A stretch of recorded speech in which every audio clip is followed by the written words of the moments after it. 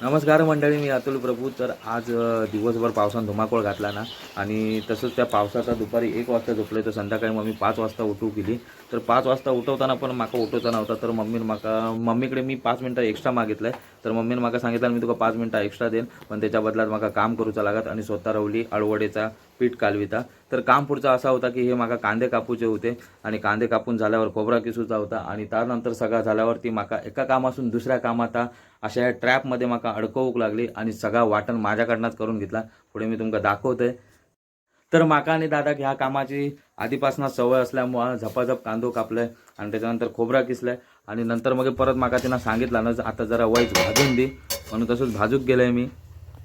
आणि जसा खोबरा भाजून झाला तसं कांदो आपला नंबर लावून होतोच, त्याचा पण भाजलाय वाईट परतलाय काळोसर केलाय. आणि त्याच्यानंतर मग लाईटच गेली.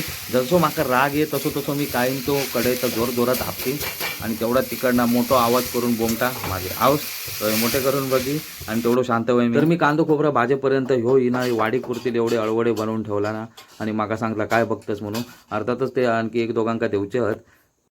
तर भेटूया पुढच्या व्हिडिओ होता. तर ह्यो बंडो तुमचे आभार मानू किलो होतो. बाय बाय म्हणता तुमका. धन्यवाद.